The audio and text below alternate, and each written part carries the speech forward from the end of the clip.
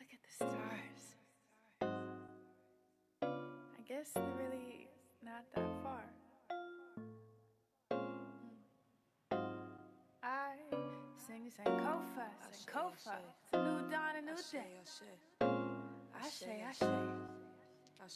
Remembering days that we used to play around the way, no bullets were stray.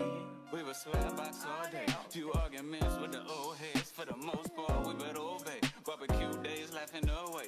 See your cousin every holiday. Blockbusters on a Saturday. Fire hydrants as I waterfall. Had to lose it all just to gain it all. Airheads from the corner store. When Coda bags used to cost us a quota. In the shop, talking shit to your barber. Still a report card to get to your mama. Squad up at the school to see drama. Living life free without no karma. Remembering days. Remembering days. Friday morning, wake up starving, pull up with the pop tart. Late to school, I'm always late, so mama whoop my ass hard. Algebra ain't speaking to me, fucking up my heart. Chakra chest was aching, mama worry took me to a hard doctor. Maybe it's the Grippos, I don't know. Maybe the pop rocks, my God. But shit, my addiction to hip hop. Up on YouTube all night, I can't stop. Got 5 more minutes on my phone, but it's almost 9. Gotta re-up on a yellow car, walking down Vine, and my car just dropped. Home, my baby online, then I call and fall asleep at the drop of a dime. I remember what my hallway smelled like. I remember what my teachers sound like. I remember skipping class, they were salty cause I passed. I could read no math, couldn't stand my little ass. Had to pass for my niggas that passed. Locking in for my niggas locked up, and the ones that gave up. They forgot about us, we forgot about trust, don't forget about love. I sing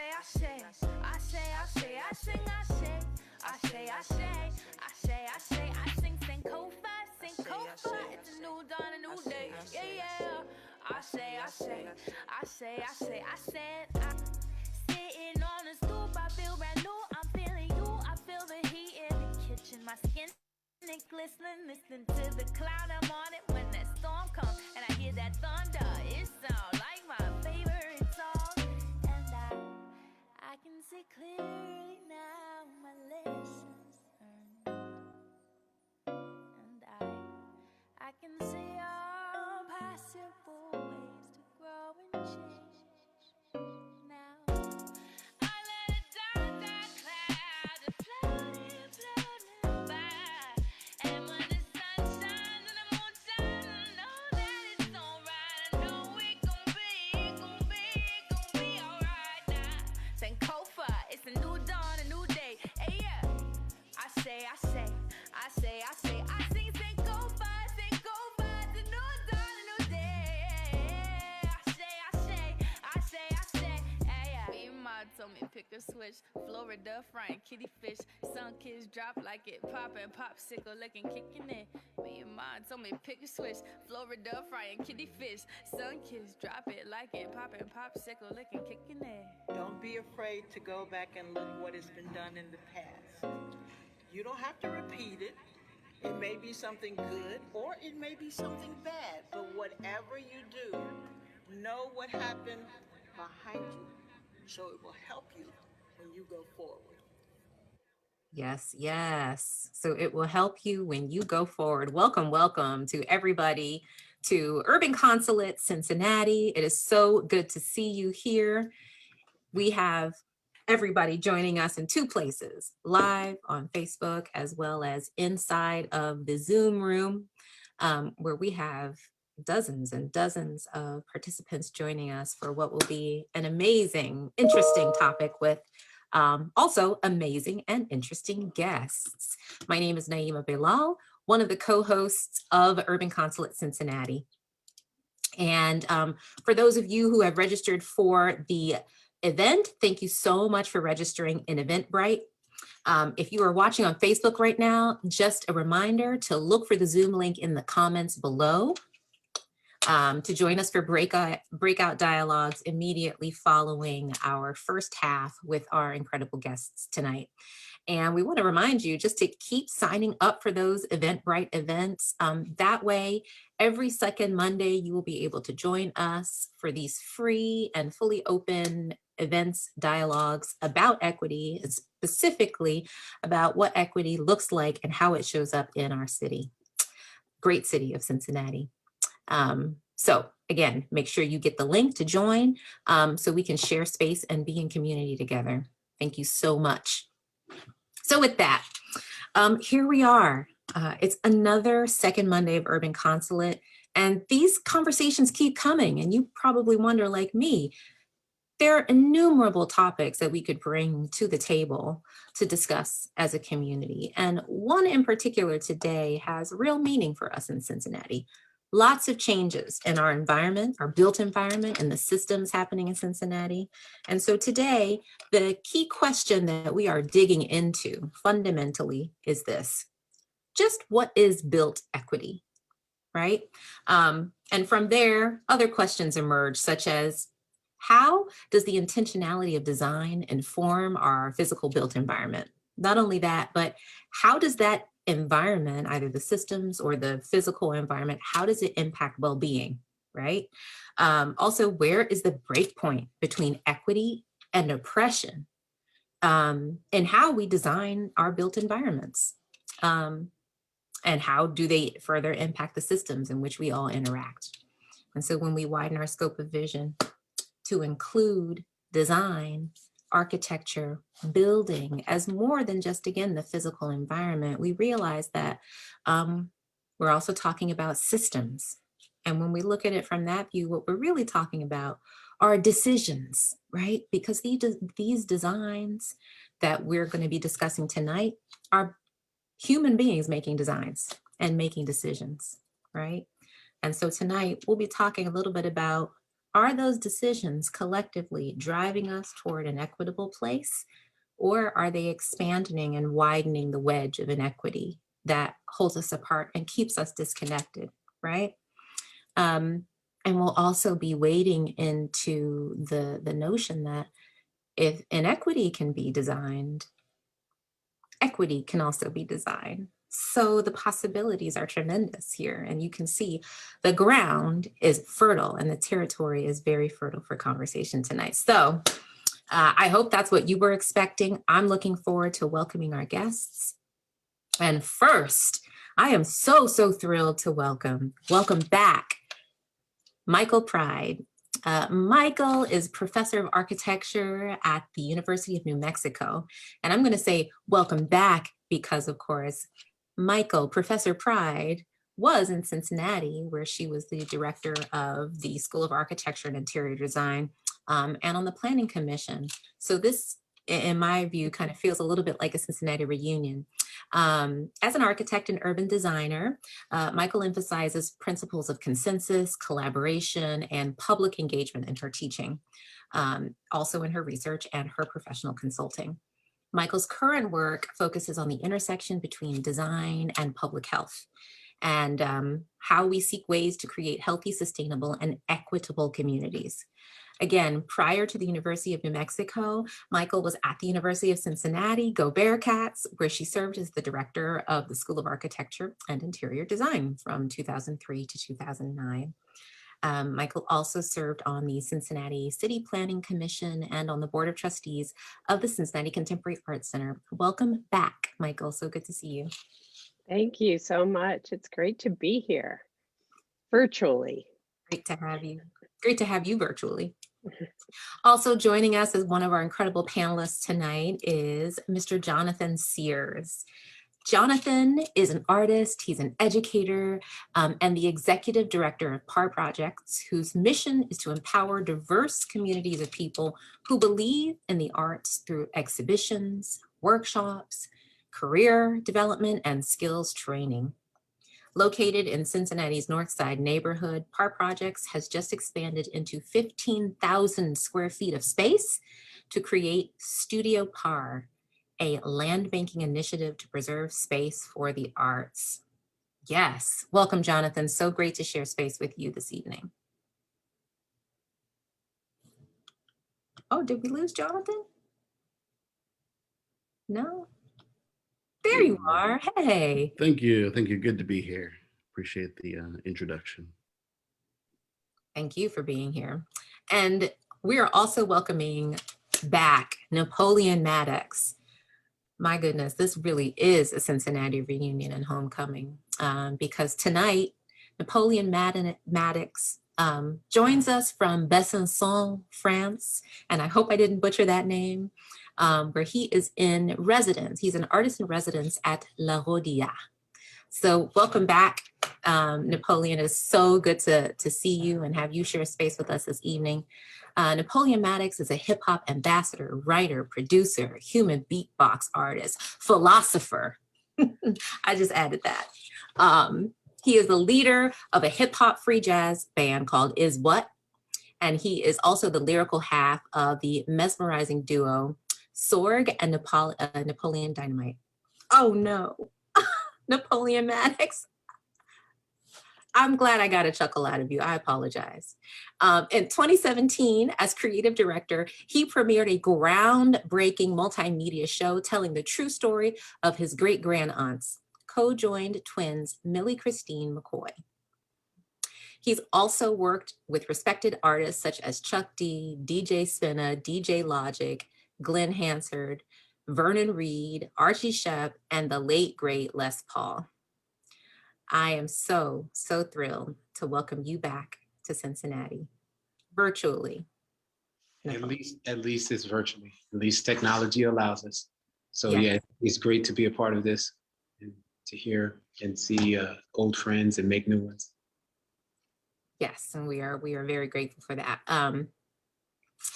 I also want to let you know that joining us a little later will be my fellow co-host, Meg Trischler, Miss Megan Trischler.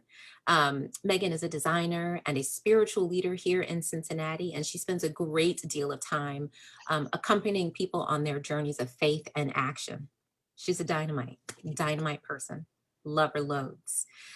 Megan is a space maker who has a heart for working at neighborhood scale, and that passion has taken her to cities across the nation where she's had the opportunity to collaborate on a number of participatory projects in both rural and urban communities. Meg, welcome, welcome. We are so thrilled to have you guiding us in the second half. I also want to introduce a new Urban Consulate Cincinnati team member. Her name is Sulin No. And Sulin, you won't really see her the whole talk, but take a look at her. She's waving there, hey, hey. Sulin will be working Twitter magic in the background, live tweeting almost everything you're hearing tonight in the first half. And so we're so thrilled to have her help us, guide us on this journey to ensure that as many people as possible get to hear about Urban Consulate, and that we stay present in our social media universe. So without further ado, I am so thrilled to welcome to the Urban Consulate stage to set it off right with two original pieces, Napoleon Maddox. All have spent and come short. Our best commerce is the blood sport. Squash your soul on the ball court, because with no foul play, you get no support. Hold your peace or retort, while the clever invest in the C4. All have spent and come short. Our best commerce is the blood sport. Squash souls on the ball court. Speak your peace, but be sure ill gains got with no remorse. She looked good in the fly pumps. Her ex did great in the high jump. The stock hit low after it went up. She still had satin on the D cups, because her brand new man was G'd up, ran more sweatshops than Nike and Adidas in Tahiti with drinks and his feet up, speaking animal rights, giving money to PETA, and they'll never starve, them wolf pack leaders may as well be running the streets with loaded up heaters. But why do that when they can send drones to meet us, and that's how they greet us? All is spent and come short. Our best commerce is the blood sport. Squash soul on the ball court, because with no foul play, you get no support. Hold your peace or retort, while the clever invest in the C4. All has spent and come short. Our best commerce is the blood sport. Squash souls on the ball court. Speak your peace, but be sure ill gains is got with no remorse. The apathy just spreads and spreads. When will we see true love instead? The apathy just spreads and spreads. When will we see true love instead? Top speed running to the marche to cop every drop that the stars say. I guess one day you may parlay them goods for a chance not to decay. We miserable, might as well look good. That's how planet Earth is a crook's hood. And the beast is trying to figure out when can they kick us out? Because we so smart, but we up to no good. Them big black birds is circling. Cain, kill another Abel so they can clean the bones again. All have spent and come short. The best commerce is the blood sport. It's apathy just spreads and spreads. When will we see true love instead? The apathy just spreads and spreads. When will we see true love instead?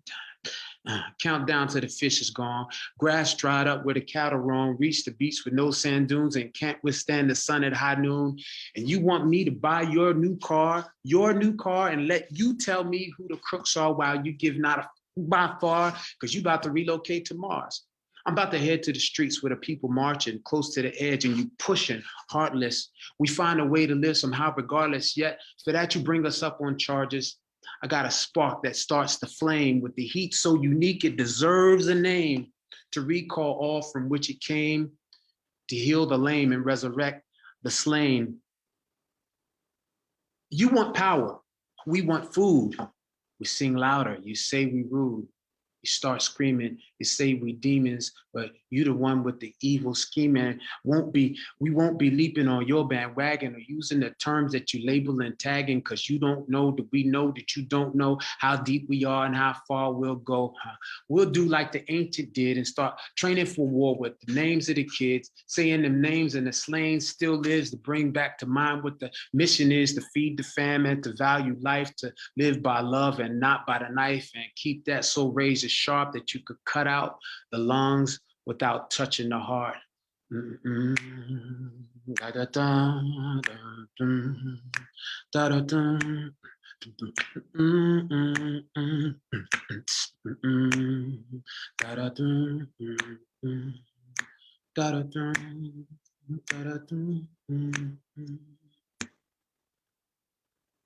you. Thank you, Napoleon, for sharing those powerful words with us and musical styling all the while. Apathy just spreads and spreads. When will we see true love instead? What a beautiful juxtaposition to get us started. Thank you. So let's welcome all of our guests. So joining us with Napoleon for this segment will be Michael Pride and Jonathan Sears. So I want to kick it off to you, Michael, Napoleon, and Jonathan. What's stirring in you as you come into this space this evening? Like, it's beyond the perfunctory, how are you? Like, how are you? Michael? Oh, what's stirring in me today is Moderna, but other than so I'm thankful for that. I'm thankful for a lot of the privileges I have, including being here with you all today. Thank you. Thank you. And we are grateful that you have Moderna stirring in you, but if you ever need a break, you just let us know, okay? What about you, Jonathan? Let's hear from you.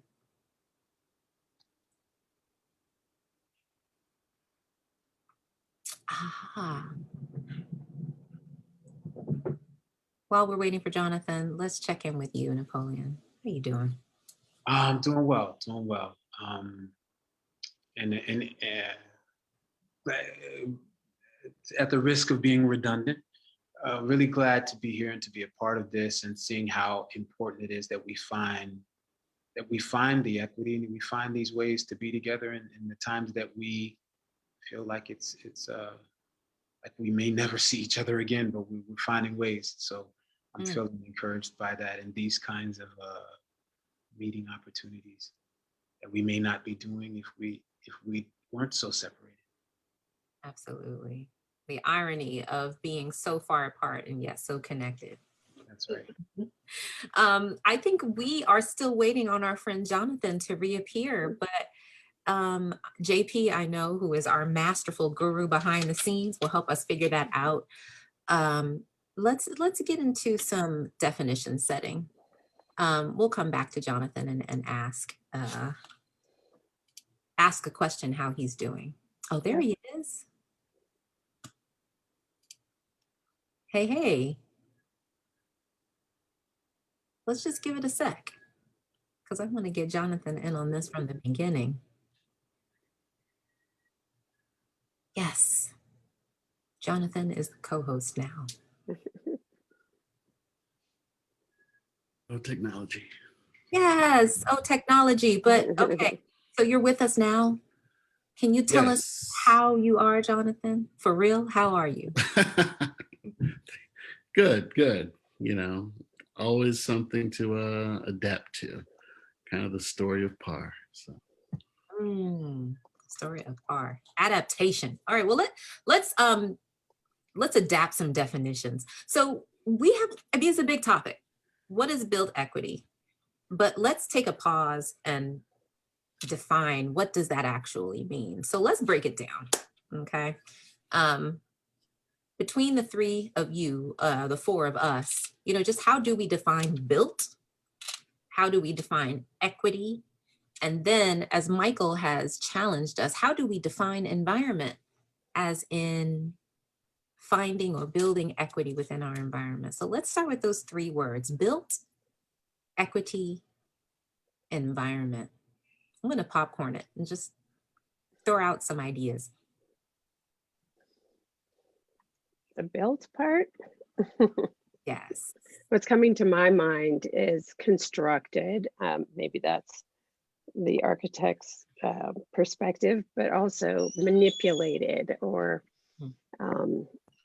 usually by humans. But, there are many species that build. Beautiful. Yeah. Any builds on that? Yeah, for me, I mean, I'm embracing and understanding that reality more and more, having chosen to come here and detach physically from, where I grew up there in Cincinnati and the community that nurtured me to become the person that I am now. I'm seeing what we built there as the larger community, and specifically the African American community, that I didn't appreciate as much. And I mean, I've always appreciated it, but being here, I'm able to see how influential, how much blood, sweat, and tears really built multiple industries, scenes, a canon of different types of work, different types of not only music and visual arts, but ways of looking at the world. And so I see that as something that we've constructed, something that we've built, that it didn't just happen out of nowhere. It's something that had to be built and developed, and is unique. Jonathan, what do you got cooking in your definition? Honestly, I can't really build on those building topics, but I was thinking about just equity in a different kind of lens and different definition, if I can, fast forward to that word, if you will. Yes, please. I mean, and I think about that, the famous graphic with the kids looking over the fence and through the fence and all of that stuff that kind of brought equity to the forefront visually. That gets me thinking more preparation for next steps. You kind of reframing the whole thing, like if certain amount of equity is owned, you are prepared to take the next step, whatever that, you know, may happen to be. So kind of almost taking the monetization out of it and more putting it as a precursor to the future. Beautiful. Let's talk about environment. What does that mean in context of this discussion about built equity, right? So if we've got built, constructed, a canon of works, manipulated, right? And then we've got equity, like giving everybody what they need, right? What does environment even mean in that context? Or the many meanings of environment? Well, I think I borrow a lot from my colleagues in public health, but it's the context in which we live, really. Kind of everything outside of us. What else? It's the context in which we live. Well, I think about, if I might get the name wrong, and I hope the educators and early childhood specialists will forgive me, but I'm going to say Bronfenbrenner. Maybe I'm not sure if I'm saying the name right, but he talked about the circles of influence, and with the individual in the middle, and then the micro and the macro going all the way out to, so the first circle would be the people that are closest to you, and then the people that provide service for you and your family, and then the community that exists within, and then the country and the state, all of that. So a lot of times we look at individuals as just one person, but that person is a result of their environment, and it's really like it's an organism that moves around with that person. And so, you know, it always, when I read about the way that he was describing that, it made me wonder, how are people talking about trying to talk about the needs of a child in an isolated context without talking about the things that the whole family needs to be supported. The whole family needs an environment to thrive. Talking about people struggling to have proper health care and proper employment and livable wages.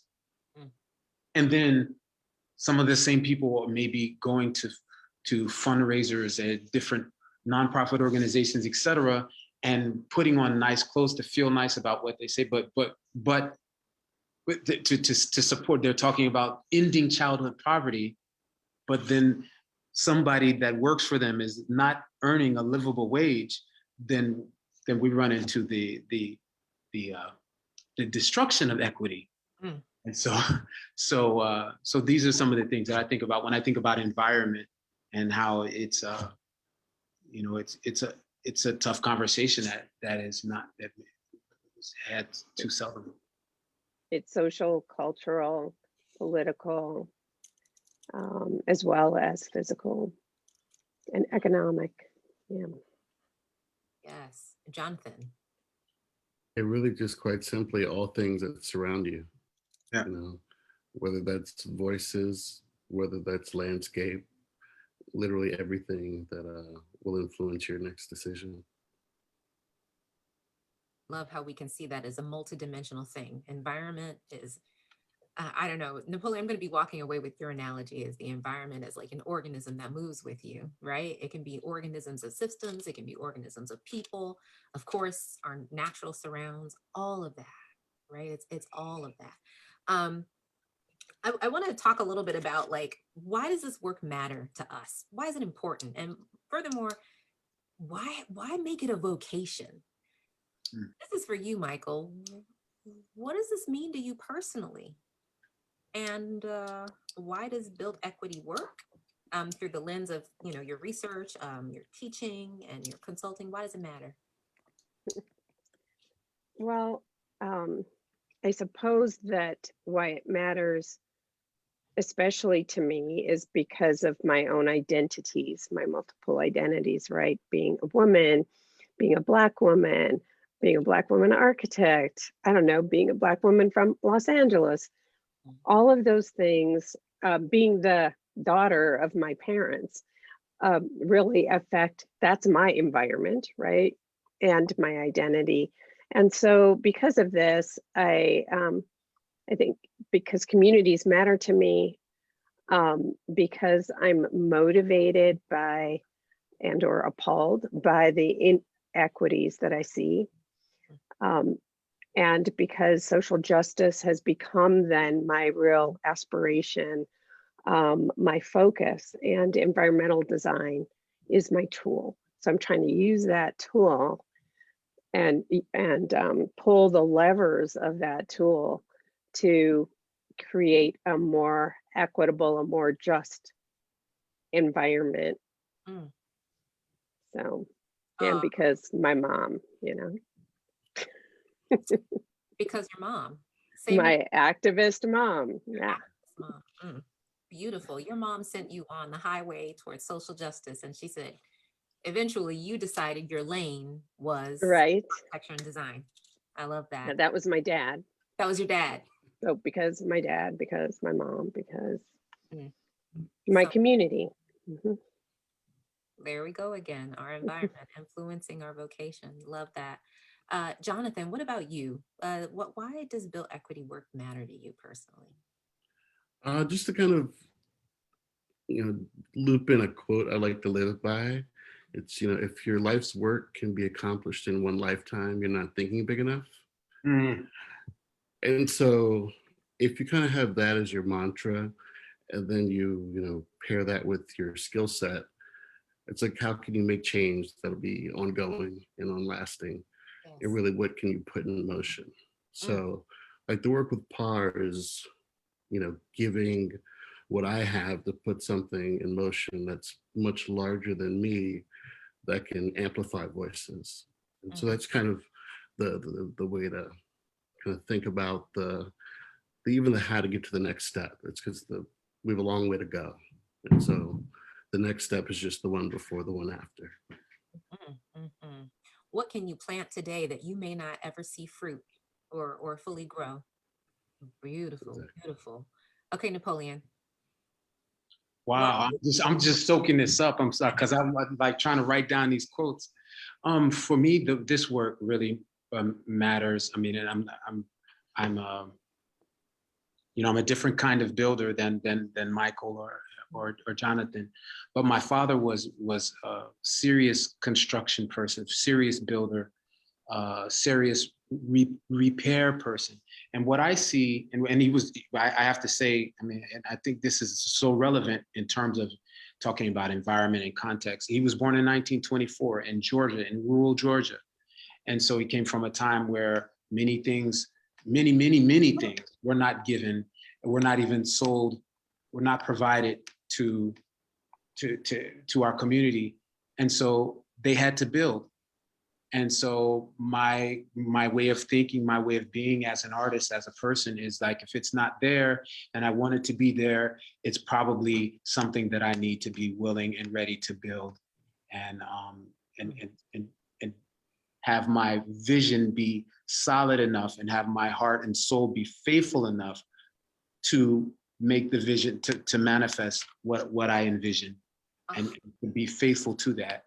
And so this is real. I'm loving being here for that. Well, you're just going there, because when we were talking about our definitions of built, I was thinking of it's manifesting.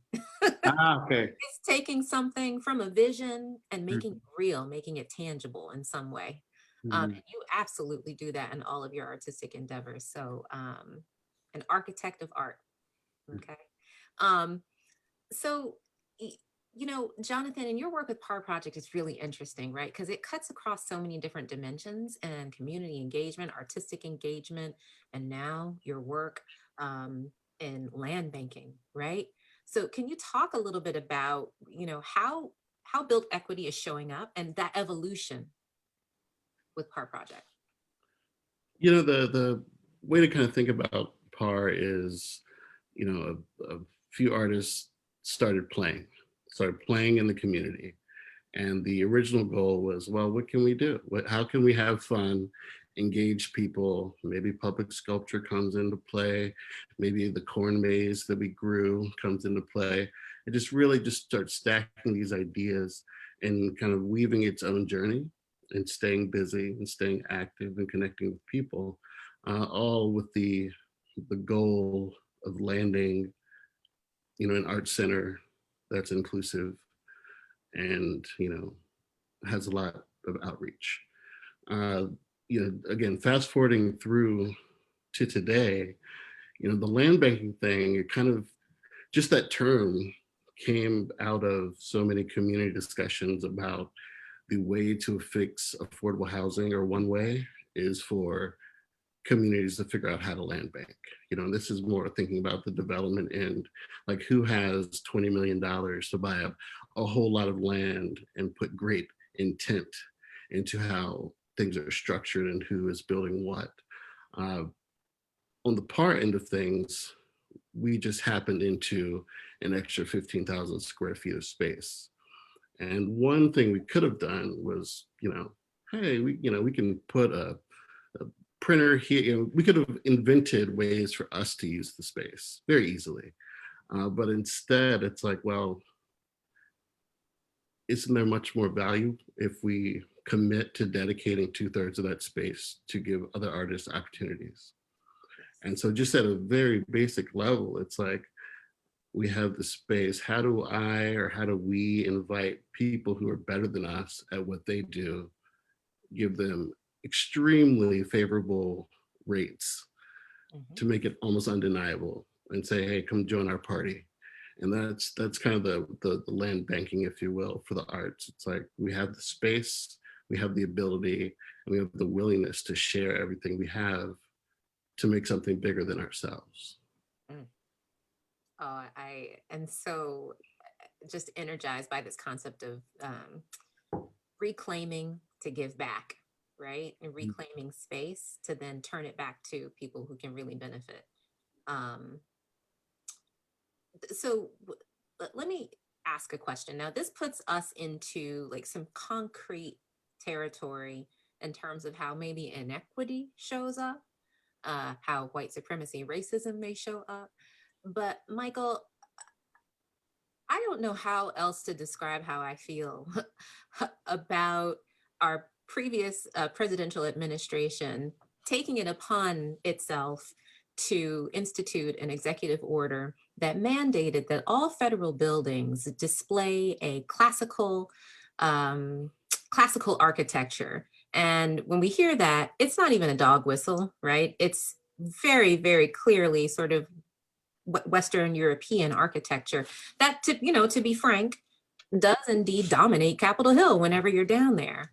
But the question for me is, and of course, the Biden administration has since overturned that executive order, right?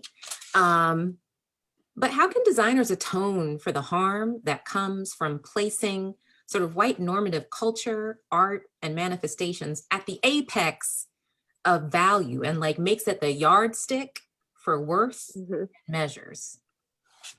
Yeah, I would say that particular policy, that executive order, was just a recent installation, and the ways that, those in power seek to continue to sustain that power.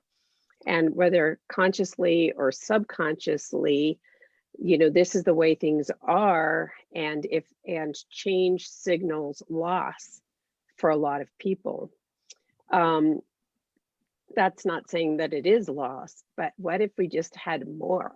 There's no limit on that. The rich diversity of cultures, of backgrounds, of design styles, the diversity of needs and aspirations, I think should be present in our national capital. Now, that doesn't tell you how to atone. This is part of the conflict and dialogue and debate that's been going on in circles of architects, landscape architects, et cetera, when we think about historic preservation and preserving culture, or somebody's deciding what is valuable and what isn't valuable. And this debate goes way back.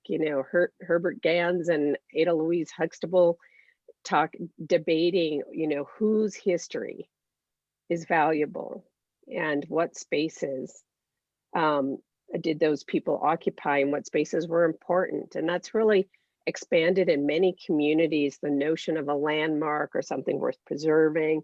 You see the ways that Monticello is presented now versus the way it was presented 30 years ago, and still problematic, right? Because these built spaces are concrete, literally, representations of a certain kind of social and political structure. So atoning for that, dismantling that means decolonizing it quite literally. And that's not so easy. It's very easy to say.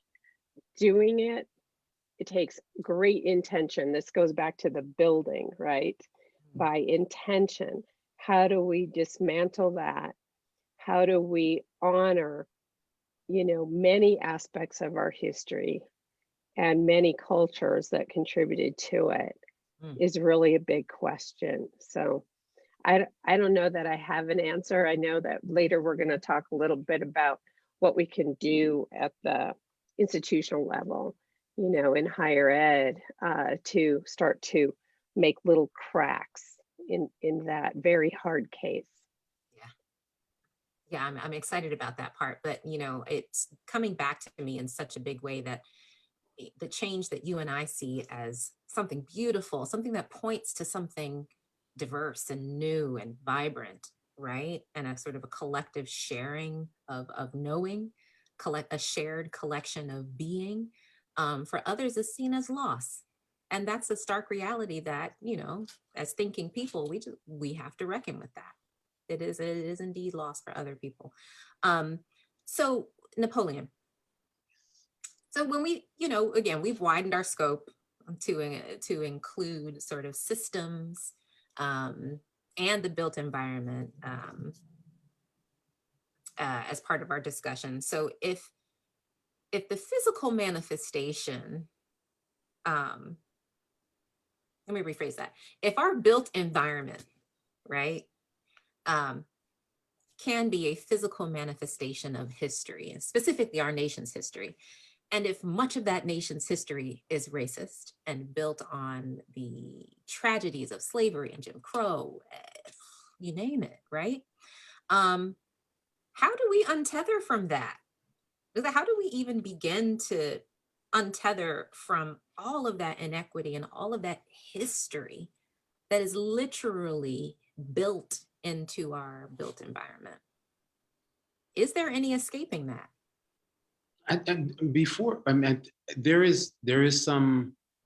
There's no escaping it without acknowledging it. It has to be acknowledged before it can be overcome. And that's why I chose the pieces that I wanted to share tonight, because they talk about, the pieces talk about where we are and what we're dealing with, and with a certain kind of honesty of like the things that we don't really look at, and I think that's we really have to look at where we are. And we've, as you mentioned earlier, as you talked about earlier with the previous administration, we really lost some decades there with not even acknowledging where we really are. But it's been kind of that condition has been a long time coming with if you to get all the way down the river of denial, you start with small denials, and those denials get bigger and bigger. So we really have to see where we are. There's no escaping without saying, okay, where are the most basic injustices? And they will lead you, to the greater injustices. So I think that in order to deal with the manifestation of racism that's built into the history, the fabric of the world that we live in, and specifically in America, we have to be honest. And sometimes it really just hurts, to deal with it. But it's going to hurt worse to not, it's kind of like our physical bodies. Like if we don't acknowledge something that's not working in our body, the sickness is going to come out eventually. So I think that's the first step, is just really being honest about it.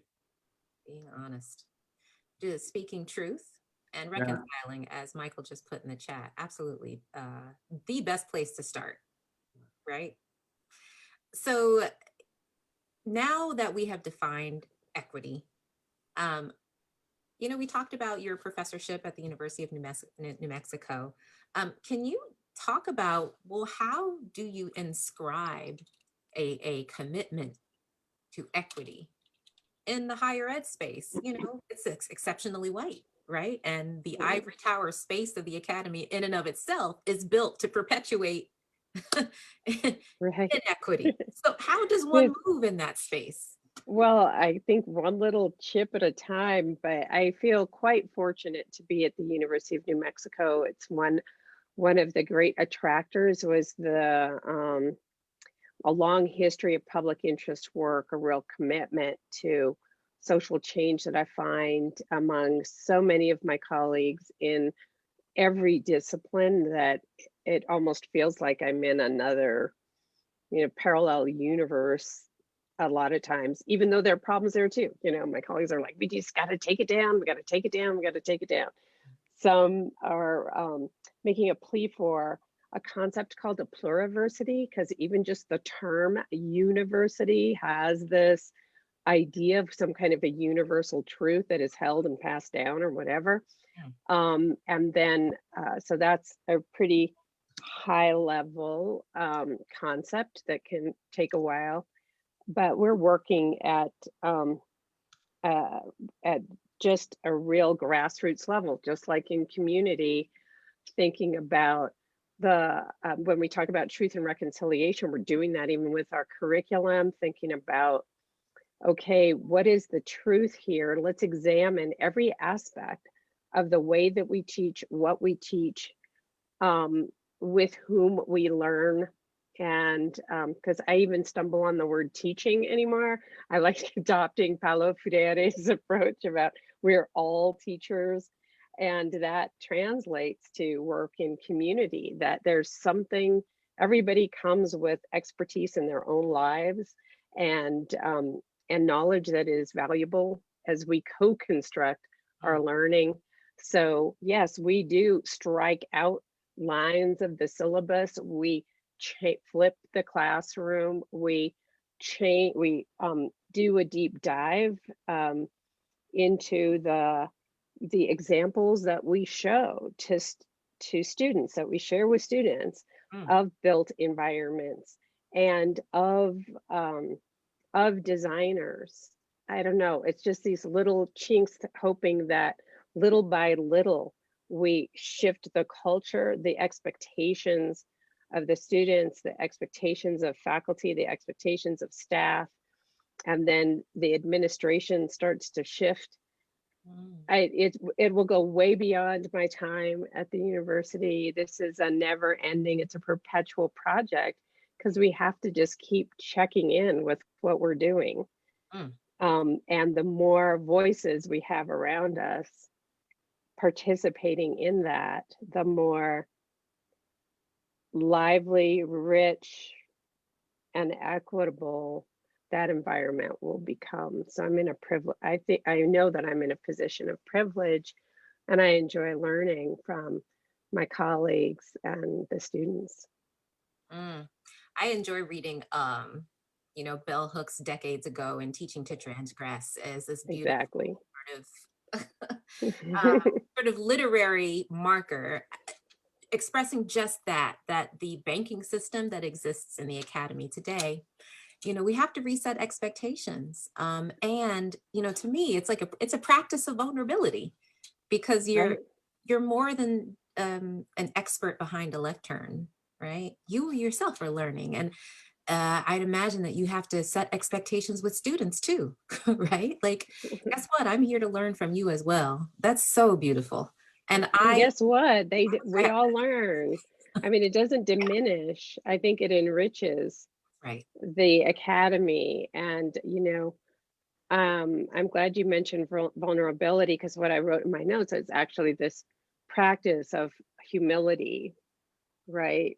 Yes. Of recognizing that we're all people, and advancing dignity, always coming forward with dignity for ourselves and for everyone with whom we engage, and every space that we engage natural, all living things, as Bruce Miles says, all life. Mm. Jonathan, so again, like you bring such a wealth of experience, and just seeing and hearing and reading about the trajectory of PAR Project makes me think you have something to say about this. What specifically are questions or musings that you're sitting with today in the space of built equity, and just in general, like equitable experiential creation? What are some areas that people tend to neglect in that space of dialogue that you wish would be talked about more, that had a little bit more rigor in the discussion and the question?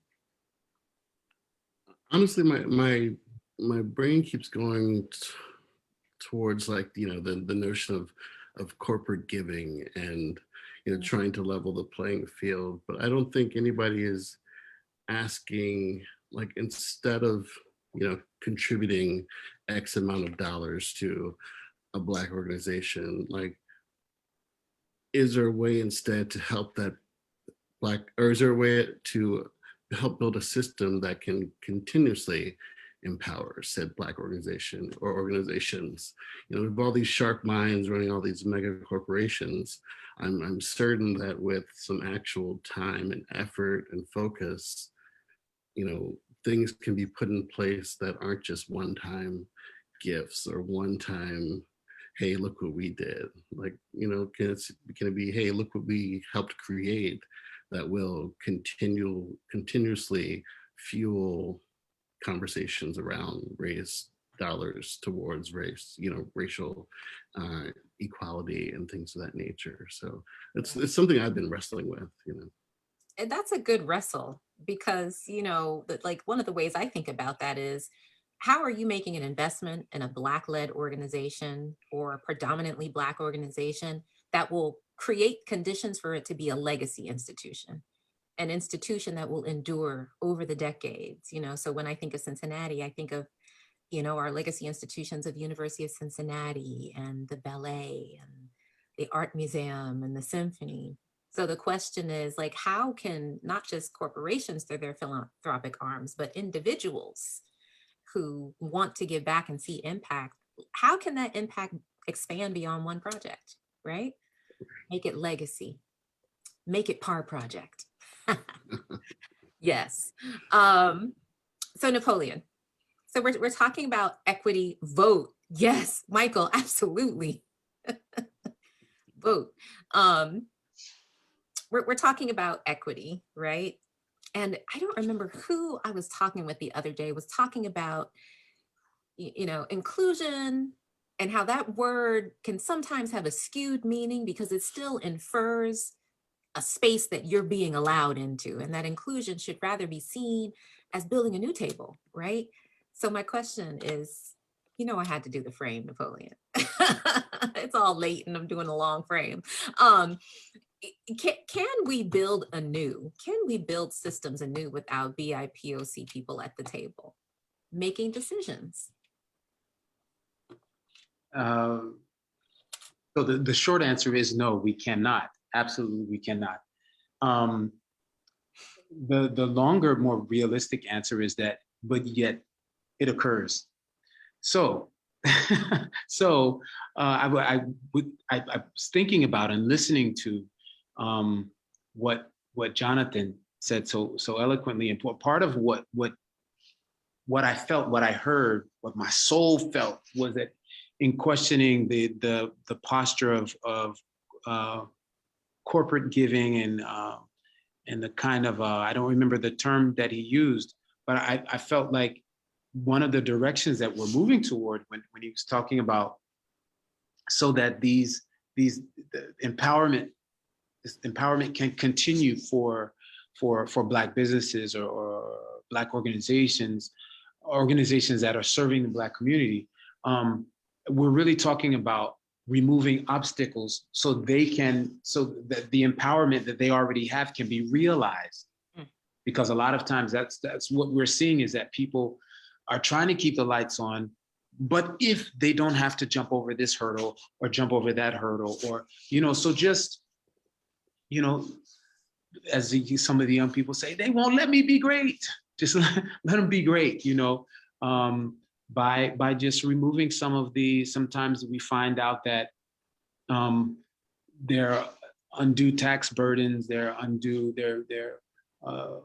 and sometimes it's also lack of access to information. So this is rich. What we're doing right here, right now, is just sharing ideas and information, breaking down barriers so people can realize this is actually here. I can do this. I'm having ideas while we're talking about things that I should have thought about a long time ago. Absolutely. So, let's take it out of the abstract a little bit, because, Urban Consulate, we love to deal in abstract. We have to remind ourselves, we need to make it concrete. Let's focus on the people who design once more, right? Because it's people making design decisions. Which role, and this question is for you, Michael, what role does identity play in the engaged design process? And maybe you can give us a good working definition of engaged design. But the chief question is, how do people who do not reside or self-identify within BIPOC communities who are designing for them on their behalf, how do they interrogate their whiteness or interrogate their positionality to guard against biases? How does that process look? Right. I know we used to promote an idea called cultural competence, and that's really not even possible. You can't know every culture or whatever more than people who live it. And so that's why now we talk more about cultural humility, admitting that you can't know or that you don't know. And we increasingly, I think, more and more in academia and in a lot of spaces, white people are confronting their privilege and their whiteness. And I just invite everyone to spend some time in that space. There are a lot of resources out there, so just spend some time there. But there's a great essay. Shoot, I just did that. Mind blank. But just list 50 things that the author said she realized she did not have to worry about or think about because she was white. She had often been focused on male privilege and hadn't thought about the privilege that comes with her whiteness. So you just start there and kind of sit with that. And it's, and another scholar said, in fact, because fish can't see water, if you're in an environment that is completely made for you and in which you can thrive and easily find your way, your voice is heard, etc., you don't see that privilege. It's just for you. But take that fish out of the water and put them maybe on the sand, and they'll start to struggle a bit and realize how much they needed the water. Not that we want to take away. So that's one thing. Just start there with humility. And as I said, we work with people, with our clients, with communities, not for them or on them. It's just getting in that mental state. And it really can work when you acknowledge these multiple sources and types of knowledge, and with humility and dignity, engaging clients. And I've seen it, I have some wonderful colleague friends here. One, Barbara Felix, who was chosen in a competition to design a visitor center for the Acoma Pueblo and the Acoma people. And a lot of people questioned whether she could do that as a white woman, working with an indigenous community for whom, when she tells the story, there are still many things she does not know about the Acoma people. And and she wasn't allowed to know, and she didn't feel like she had, she would just ask questions, and there was a lot of openness and collaboration in the process. So the building that she designed does work for the purpose and for the people. Um, so it's possible, and I love seeing these examples. We've had these debates in the classroom, can't design for Black people if you're not Black or whatever. But I also know that some of the early work that I was asked to do was because of this identity, because of this body, that a community felt more trust in me than they may have with somebody else with a different set of identities. There's a lot to unpack there. And this wasn't something that came up earlier in our preparation, but I can't help but wonder, here we are talking about a built environment on land that was stolen. I mean, in Cincinnati anyway, we are forever occupants of the land of the Osage people. So what does it mean to be talking about built equity in an environment that was literally snatched from people? Like, Yeah, is that I know we're definitely most perplexing we conversation are ever? wrestling with that in a big way here. As you can imagine, there are 21 independent nations, sovereign nations within the state boundaries of New Mexico. And most are Pueblo people, 19. So they're land-based communities, land-based cultures. We're starting very modestly for sure and weekly with land acknowledgements, and then talking about land and land stewardship and cultural stewardship. And it's more than a notion.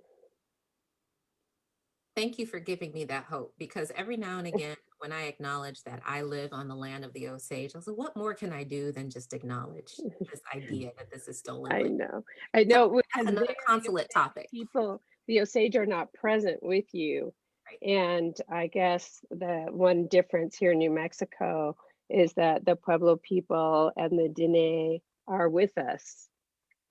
So, Yes. that sounds and like their built culture. that sounds like we need to bring you back for another consulate talk about land stewardship. Okay. That just sent me off into a completely different universe there.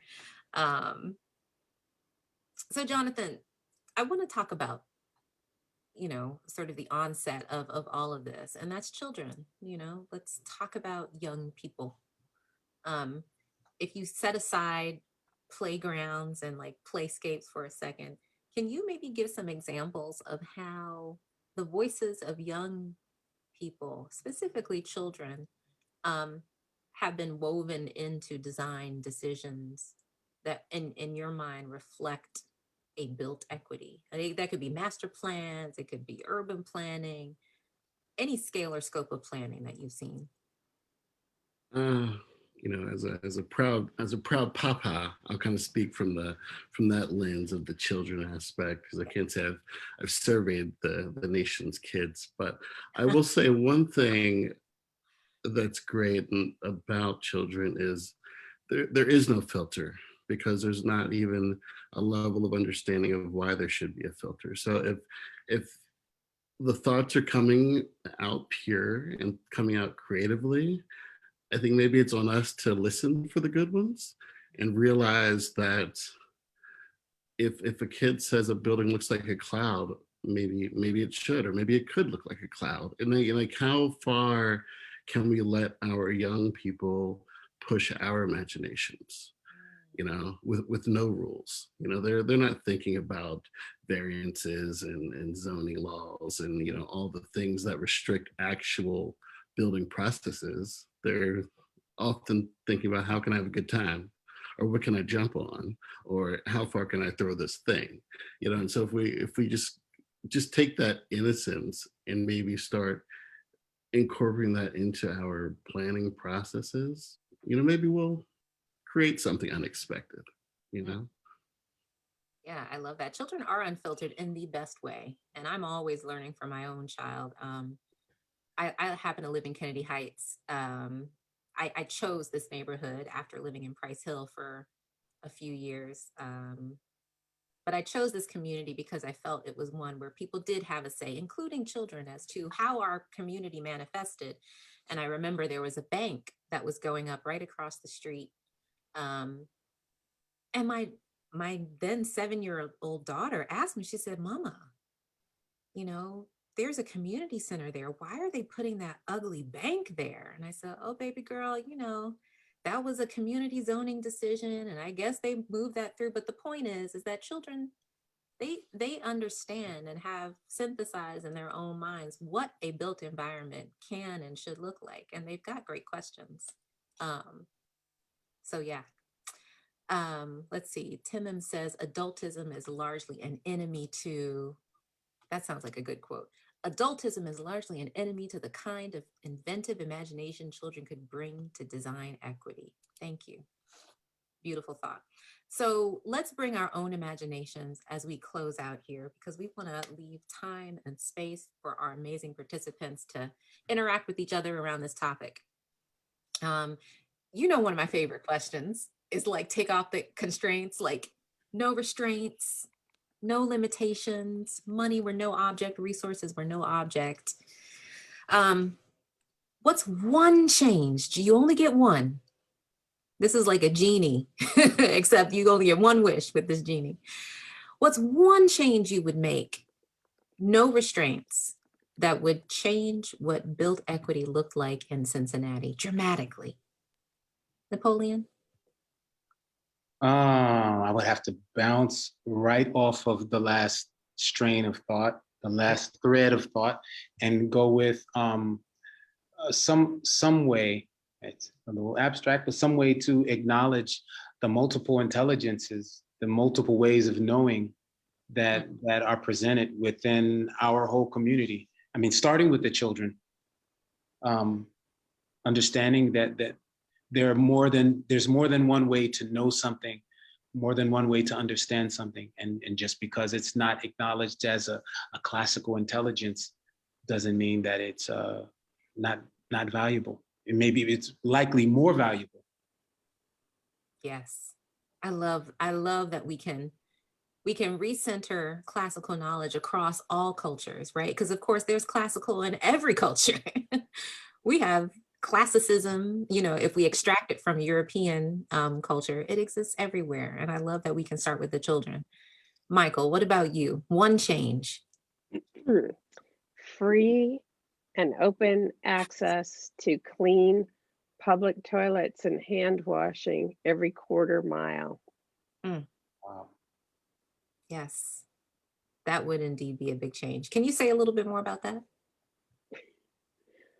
Oh gosh, just a little. Well, public toilets are, or you know, access to public toilets is a public health issue. It's a dignity issue. It's there's so many things about this, and thinking about treating people with dignity. We criminalize, you know, a bodily function that we cannot control. So yeah, this is some work that I've done with students. I continue to think about and promote is the provision of public toilets. Whether you're unhoused or you're a child or you're elderly or you're just out in public, you will have to go, you know, no matter who you are, you need a restroom, you need to relieve yourself periodically.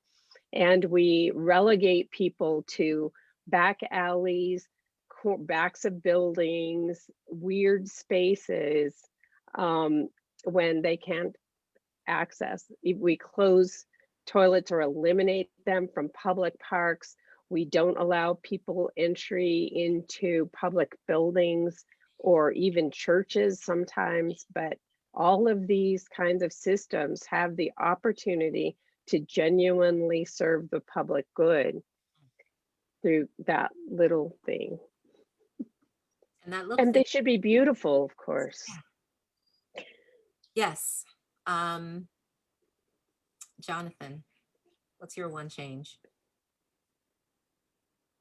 Honestly, that toilet thing just completely shifted my mindset on on everything about life. So I need to regroup a little bit. Um, but I'm honestly, I'm still in the fantasy world of, I talk about the 52 neighborhoods of Cincinnati, and everybody is part of their, 2 or 3 communities, and while this isn't necessarily a correct answer to the question, I always dream of the shakeup, like neighborhoods, what if Price Hill was now next to Hyde Park, and those interactions started happening at the Kroger with the liquor store that Hyde Park has, how can we scramble up things enough so everybody can start sharing ideas with one another and taking the next steps. So it's more fantastical, but that's just where I always go to. How do we, in the separation of neighborhood versus neighborhood? You want people to bump up against each other, right? Run into each other and interact. I like it. And in a casual way, not just because I live in Kennedy Heights and work in Hyde Park, but because we are just being together in our spaces. I really love that idea.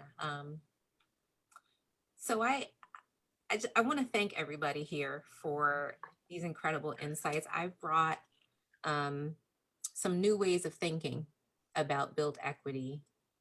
I wish we had more time, because if we did, I get into more of the internal built equity, right?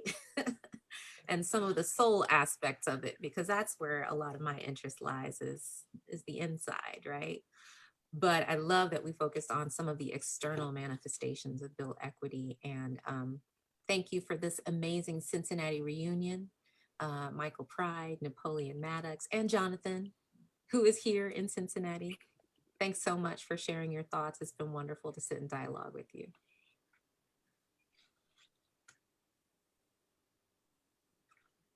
So with that, I'm going to turn it back over to my fellow co-host, Megan Trischler. Thank you, Naima.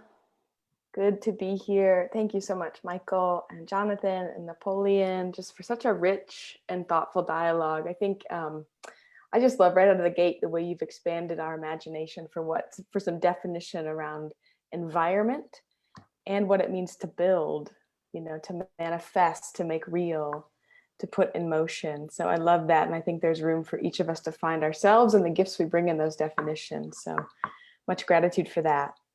All right, so this is the part of the Urban Consulate, this is more than just sort of watch and consume a panel discussion. This is the part that we love to continue to lift up, which is the participatory part, where we invite you, dear viewers, into the conversation.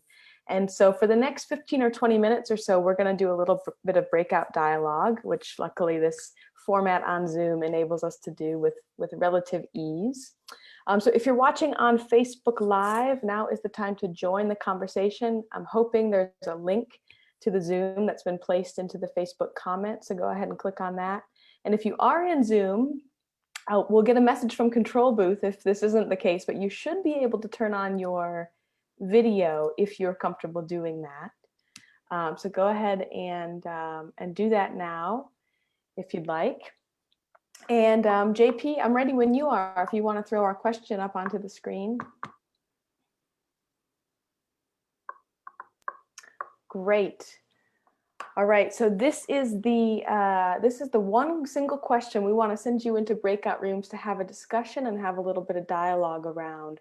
What is one advance towards built equity that you are longing to see in your neighborhood or city? One advance towards built equity that you're longing to see. So we're going to hopefully go into a little bit of dream mode, as Naima kind of geared us into with our panelists. What do you want to see? What are you longing to see? And as we do each time we gather here every month, we do want to just sort of name and elevate some agreements, some practices that we are trying to practice together. Michael, I love what you said. I think it was you who said something to the effect of advancing dignity in every space that we engage, and the physical space and the virtual space are no different. We are here to advance dignity wherever we engaged.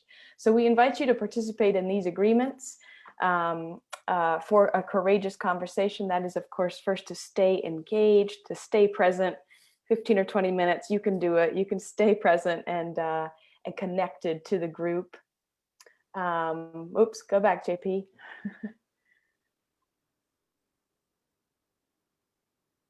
Thank you, thank you.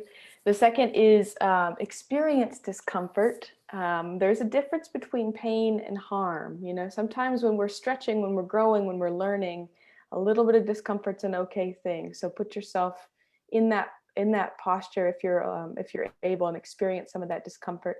Speak your truth. We try to use I statements as opposed to trying to speak on behalf of entire groups. Speak your truth, tell your story, speak from your experience and your position. And then expect and accept non-closure. We are not fixing all the world's problems tonight. We are up against and always talking about deeply complex things. And it is okay to allow yourself to feel what it feels like to sit in unknowing, sit in not having all the answers, and be in that together. So expect and accept non-closure as we're in this space tonight.